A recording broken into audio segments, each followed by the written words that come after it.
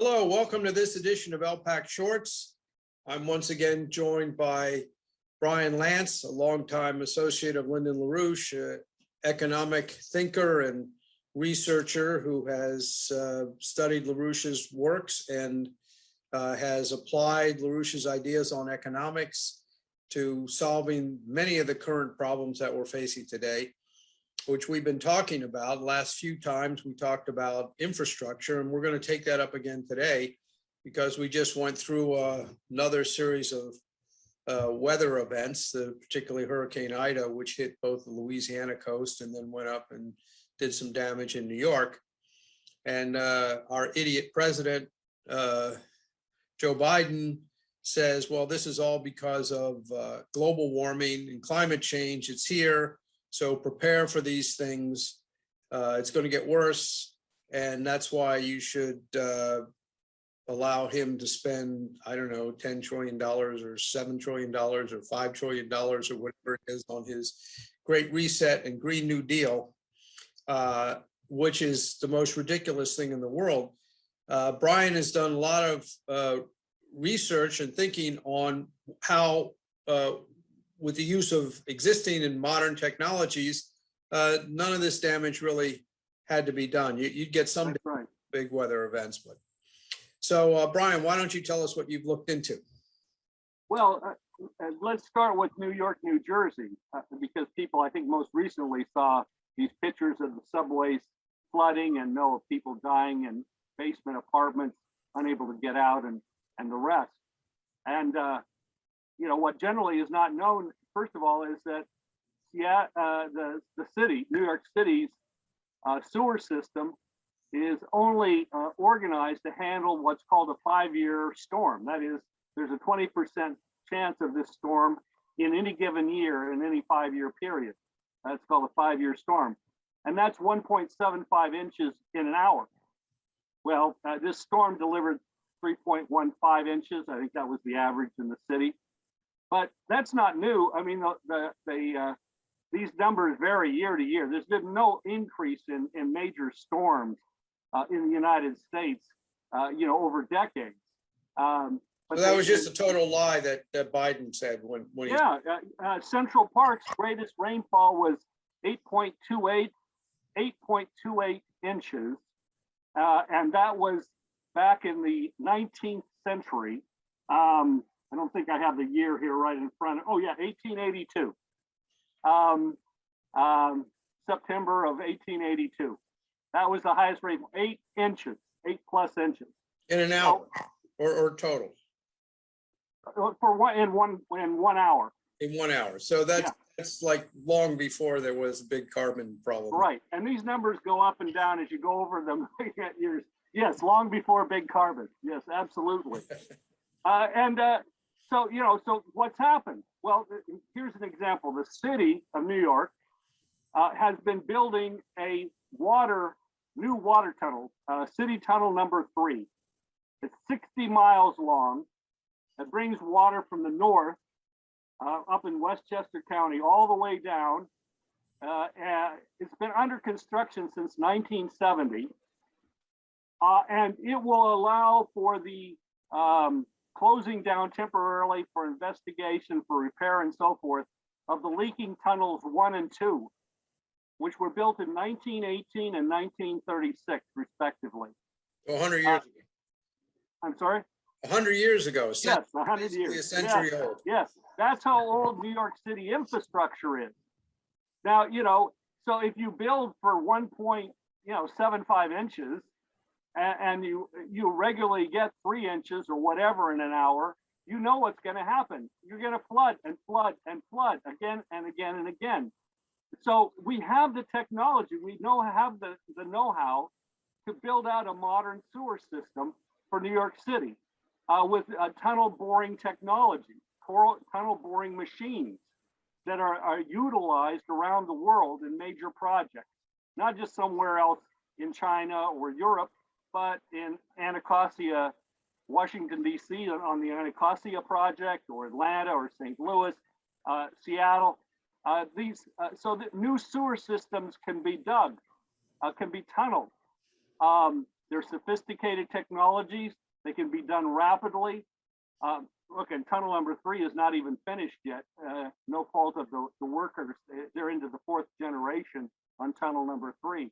But this can be accomplished in terms of rebuilding a sewer system for the city. So that's one example of what can be done. And this is not in Biden's infrastructure proposal. They're just talking about tinkering on this, that, and the other thing. Yeah. I mean, the Gateway project is possibly in there to replace the tunnels under the Hudson River. But, Right. you know, that's been required for 40 or 50 years, and they're going to collapse in the next 10 or 20 years. And those are transport tunnels. Yes, yes. They don't have anything to do with this flooding problem. No, that's a whole nother question, right?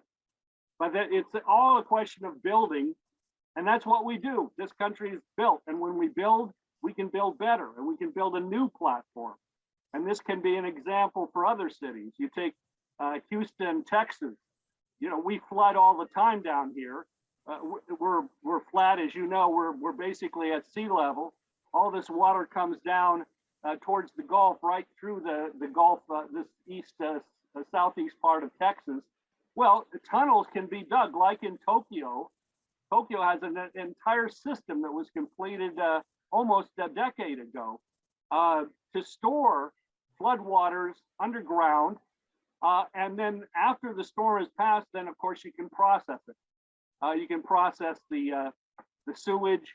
If you have a combined system of sewage and runoff, you know, either way, you can process it at your leisure, so to speak, through sewer system plants, as opposed to just, for example, New York.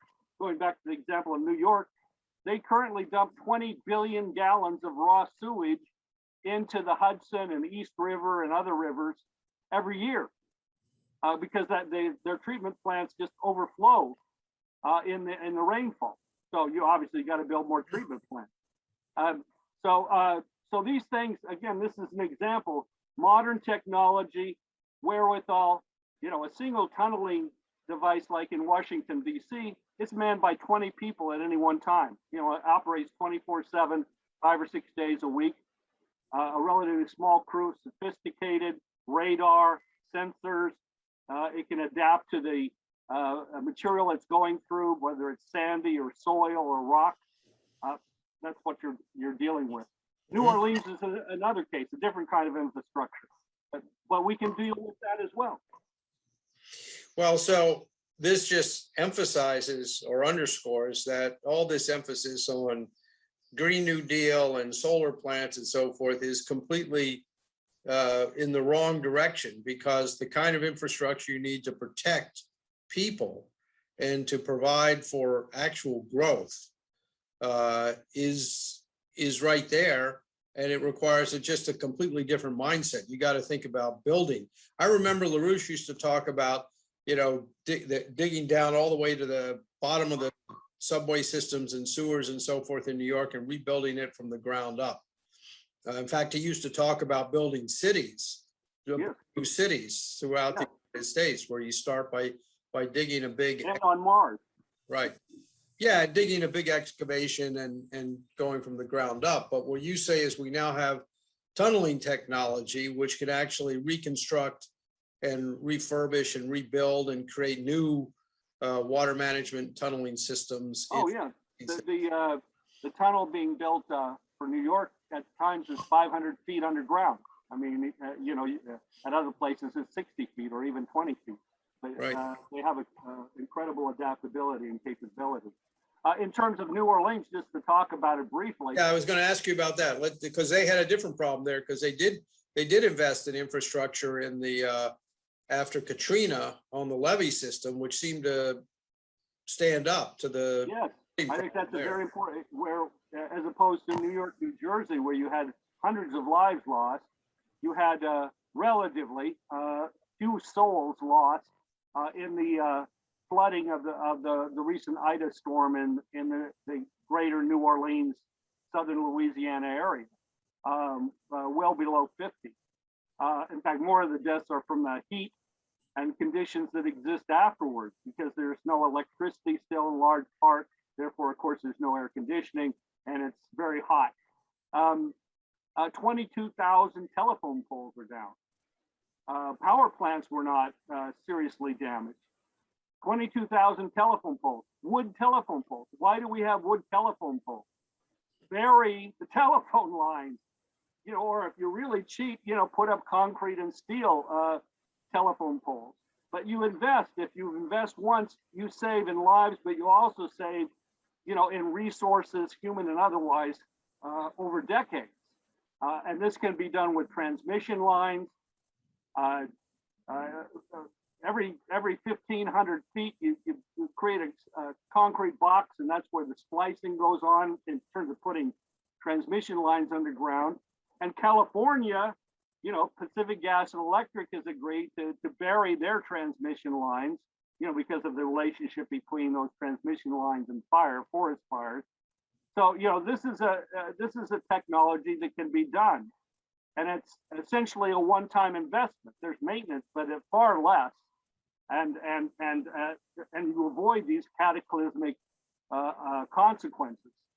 So yes, the levees in New Orleans around Lake Pontchartrain and that area around New Orleans proves, the capability, as you were indicating, of infrastructure. They just need it in a broader area, and they need water storage, for runoff in the broader area. They need more berms and other systems to prevent storm surge, as well as to store water from rainfall. But that can be done, as it can be done here. It can be done in New York. So let's do it. Let's build it, as opposed to digging holes and filling them in, which of course is what Biden is proposing by saying, well, we're going to replace power plants that work now. We're basically going to shut them down, and we're going to spend all this money replacing them with windmills, windmills out of the 16th century, windmills, right, and solar panels. So you're digging holes and filling them in. Why not actually build the infrastructure we need going forward, as we talked about energy, in the preceding these preceding interviews? And if everybody in New Orleans had electric vehicles, then we would have really been in trouble with the electricity going out in this last storm. Yeah, I think that's people are kind of catching on to that, like in California, they got an energy shortage, so they're telling people not to charge their electric vehicles, I think that just underscores that really the whole functioning here is something that we've always emphasized, as LaRouche always emphasized, is the question between thinking about man's increasing dominance in and over nature, with the perspective of the future of providing a better standard of living and better living conditions and conquering nature for a growing population, versus this kind of versus the pessimistic, really idiotic approach of trying to adapt to, or brainwash yourself that you have to adapt to conditions which don't even exist, because, as you pointed out, and as many people have pointed out, the actual climate conditions on Earth are not really that much different than they have been throughout history. Yeah. I mean, strong storms are going to hit the coastal United States, either in the Gulf or on the Atlantic coast. They always hit the coastal United States. What was the vulnerability? Why not address the vulnerability in fundamental ways? We can protect ourselves with it. Maybe 100 years ago, we didn't have that technology. We got the technology now. And instead of shutting down the technology that we have and replacing it with something that takes us back to the Stone Age, move ahead with these advanced programs. Right, and in the course of that, we upgrade the labor power, we upgrade the workforce. We take the advances we make and we spend them off into other areas. A skilled, trained workforce applies these new breakthroughs in technology and says, well, hey, we can use this over there, or we can use this gadget over here. And so you have this spillover effect from building new infrastructure on the workforce, and the workforce in turn improves the infrastructure further. That kind of self-feeding Right. dynamic. I'm agreeing with you. That's what we need to get back into. Build back better in a profound way, not a dumb way. Build back really better. Not better for Biden. That's right. Well, that's, I think, really provocative, and people should think about that because it's a completely different mindset. And instead of thinking about how to reduce the population and make these cities smaller and less efficient, we need to be thinking about how to be making them bigger and more protected and more functioning. And we got the way to do it. Right. And we can build new cities better in the future as a result. Right. And we can conquer all these things. Areas which don't seem like they're suitable for large scale cities and development right now can be transformed to some of the most beautiful cities in history. Yes, I agree. Well, that's very good. So there, once again, we've shown you that Biden is an idiot and all the people around him don't know what they're talking about. Well, that's for sure. American people would probably back this idea if they found out about it, which is why we have Brian on and why we're trying to tell you that there's a way to handle these things, and it's not the stupid way that Joe Biden's trying to direct us. So thanks for joining us on LPAC Shorts, LaRouche PAC Shorts, and we'll see you soon with another provocative and informative discussion of economics. Look forward to it.